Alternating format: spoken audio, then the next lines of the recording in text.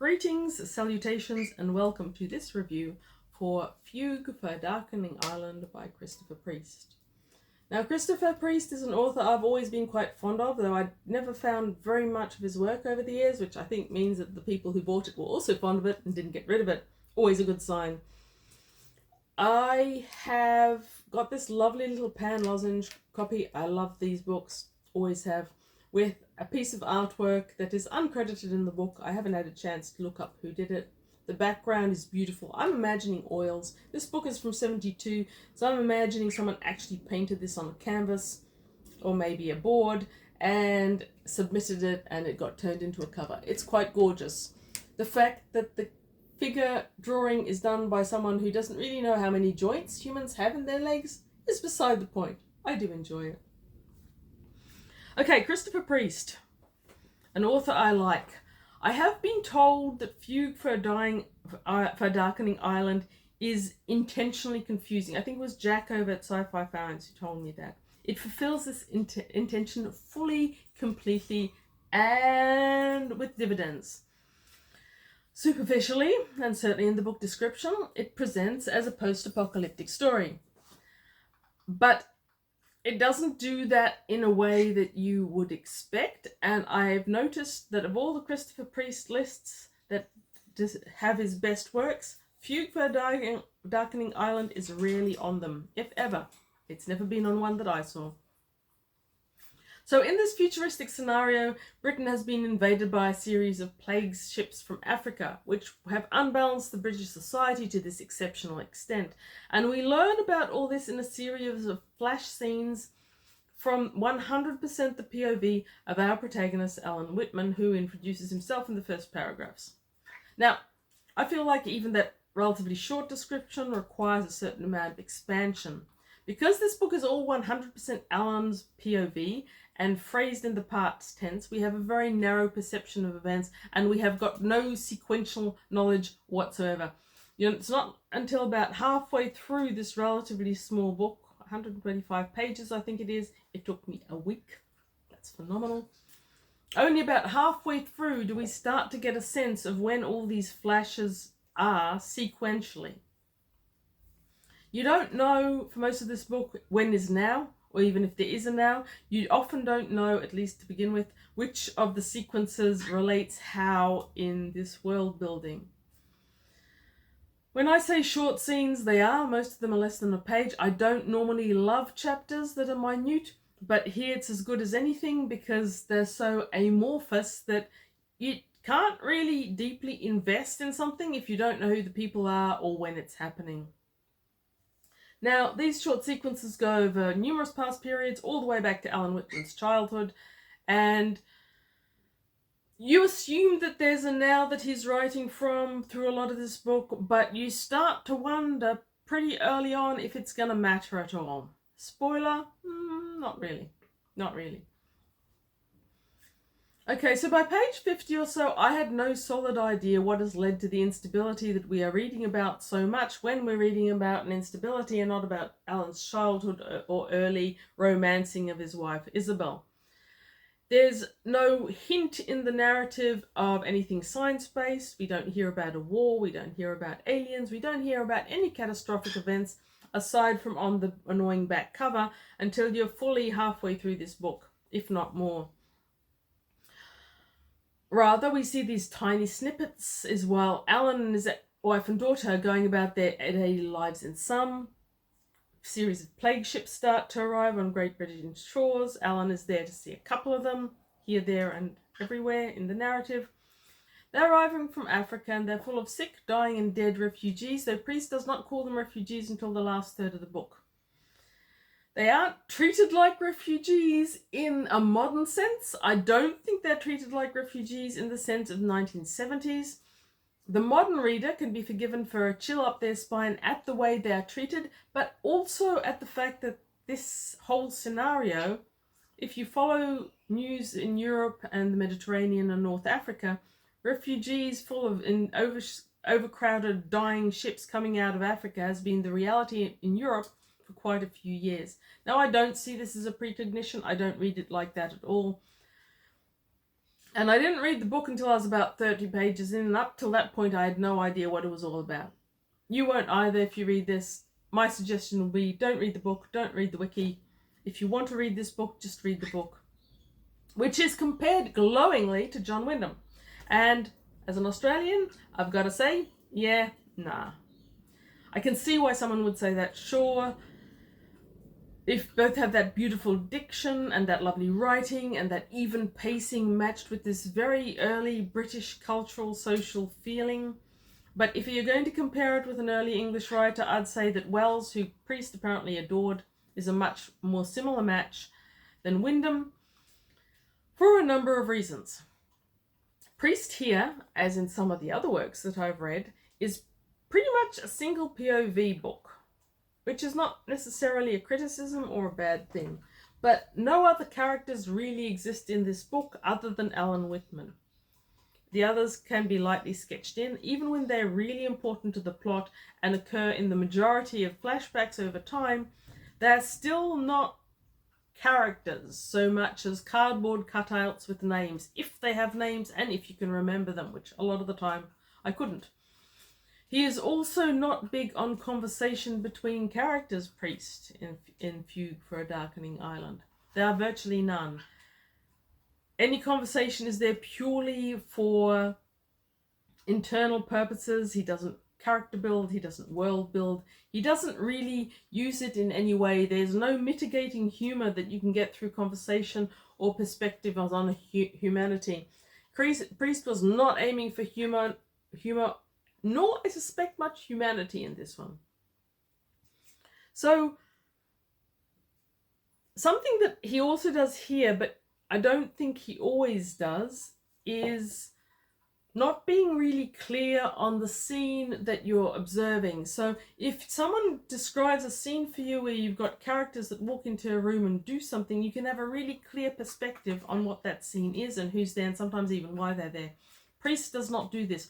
What he does instead is we have these misty Vaseline lens type scenes of things without much detail and without much purpose on the whole. Those are often scenes from Alan's backstory, him as a child playing in a barn, him as a child playing on an empty lot, getting his first sexual experiences, etc., etc. But because of this Vaseline lens type scene writing, we end up with a far less exciting story than we really could, and that you would really expect from a post-apocalyptic, darkening island, disenfranchised people. All the events that I could possibly tell you that happen in this book sound really exciting until you read it, and Priest has managed to make it not exciting. I'm assuming that that was on purpose, because Priest was a good writer. He could have done anything he wanted. What exactly he wanted here, I'm really not certain. He does seem focused on letting us know that Alan and Isabel's relationship was on the breakdown before the Ephraim issues occur, but we sometimes hear about that before the Ephraim issues, and we sometimes hear about that after the Ephraim issues, and again, that sequencing makes it all feel schizophrenic rather than exciting. So one of the ways that Priest makes it clear that Alan and Isabel weren't really getting along is by telling us how many affairs Alan was engaging in, and that neither makes him feel more real, if that was the intent, nor more relatable, if that was the intent. If the intent was to make him unrelatable, well done you. Otherwise, I don't know. Now, these flashbacks slowly hint and then build up the fact that a right-wing government had been elected to Great Britain shortly before the Ephraim issues occur. And that government, which everyone hates, the right-wing government whose policies we hear very little about, except that Alan and his mates don't like them, but that in combination with the millions of Ephraim pouring into the country are the cause of the social background, or so we're told. But we get this mostly from Alan's POV. And Alan is completely and utterly disinterested in the whole event, really. I mean, he gets thrown out of his house. He loses his wife and daughter at some stage. He finds one of them again. He wanders the countryside. England, mind you, cold. Wanders the countryside sleeping in tents. Through all of this, he doesn't seem to have any emotional engagement whatsoever.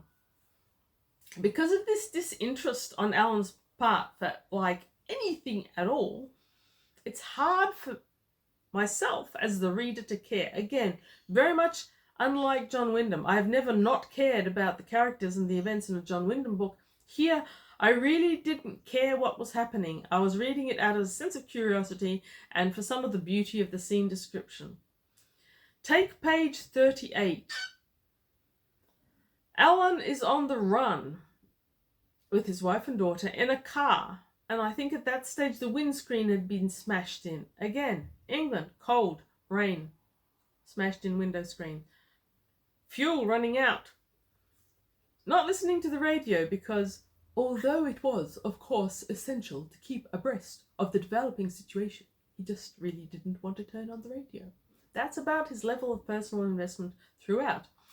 Even when he attacks two guys, which is an unwarranted amount of personal investment on his part, and gets the hell kicked out of him, still doesn't really seem to have any emotional investment in the occurrence. Okay, so as the book progresses, you find that all these sick and disenfranchised people have formed a strong and militant group, the Aframs. They are taking over houses, such as Alan's, streets, such as the one next to Alan's, other stuff, maybe in London, maybe all over England. Can't tell. We find out that the Prime Minister is so disliked that lots of officials, military, Navy, Air Force, someone has joined with the Aframs. So it isn't just the Aframs. And at some point we find out they're getting military and techno assistance from overseas, possibly the Russians. Then you've got the loyal English, and then we've got the UN or Red Cross are wandering around as well. Okay, so with all these flashbacks to Alan's early experiences, one starts to get a glimmering of the fact that this whole book is really meant to be about racism, perhaps, since as he's working at a pub in London somewhere in the 40s, East End is loosely connected series of ghettos containing Jews, Negroes, Chinese, Greeks, Cypriots, Italians, and English. Cypriots? Really? I wasn't in England in the 70s. I don't know. And Alan was surprised because he thought that the East End mainly contained white people, which is a unique assumption since London was founded by Romans and there's never been anything less than multicultural. So by now I am wondering seriously who exactly Priest is and what exactly is he doing. I'm wondering that a fair bit. Was he, the author, really that insular? It just doesn't seem likely that a professional, experienced writer who had produced a lot of SFF would be that insular and that racist. And honestly, that misogynist type. Well, maybe misogynist. They just don't tend to be that insular if that's their style of writing. So is Alan merely a fall guy of a character used as a British common man for the era the book is written from, with its social landscape, which is meant to be a social critique of that landscape? All those people? I mean, one hopes so. It comes across as such a cold, bloodless critique that I kind of want to research Priest and exactly who it was. So there's this element of the plague ships, which feels incomplete, and which rings very oddly to a modern reader. And that is all I'll say. But absolutely dated the book in terms of political responses.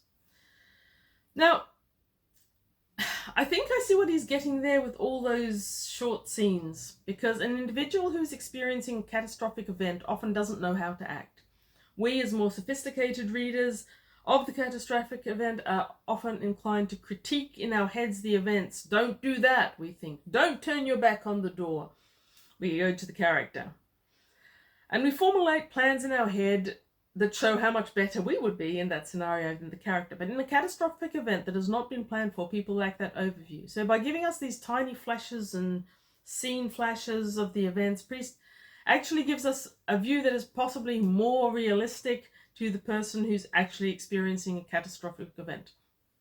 Normally there would be some emotion, but whatever Priest's doing, he's doing. Now, the elephant in the room, to anyone who has read this book, as the song says, let's talk about sex, baby, because Christopher Priest sure does, all the time. and it is jarring. The number of erections and tumescences in this book is out of all proportion to any reason for there being them. Alan Whitman and his lots of affairs while married. We get to see his early gropes as a school kid. We get to see some really awkward sex scenes with his wife that are just plain no. Just no.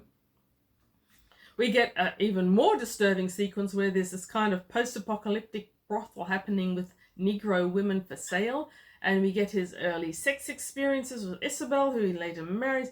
None of these scenes are anything but disturbing in their unemotional detachment. We're talking pure sociopath level of emotional detachment here. In fact, if I was just 10 years younger, I would be probably crying the R word over most of these events, especially the first sex with his wife. That's just ice cold ick. But I am not, and I remember a lot of literature from the era where good girls closed their eyes, turned their heads away, and pretended not to like, want, or enjoy it. So maybe that's part of what Priest is critiquing here, along with his strange social and racial critiques. Maybe he's also critiquing 70s sex scenes. Anyway, it's messed up in a big way, and I'm not sure what it is. Priest trying to make these statements, I hope, or does he think this is normal? Please no. Oh, please no. I still want to like this author. It's going to be hard. Okay, anyway, because of these elements, I'm really unsure about recommending this book. If you're an 80s model or 70s kid, it may be even more jarring for you than it was for me. And it's not high on the science fiction either. So if you're reading this for science fiction, unless you are specifically post-apocalyptic in bent, I'm not sure if I'd recommend it. So in conclusion, well, beautifully written, it lacked something in the reading experience for me, shall we say. I did at times enjoy it as I read it. It's definitely a mood read, and maybe I was in the mood for a more focused narrative with actual events rather than a diffuse one that keeps you adrift and guessing. Disturbing.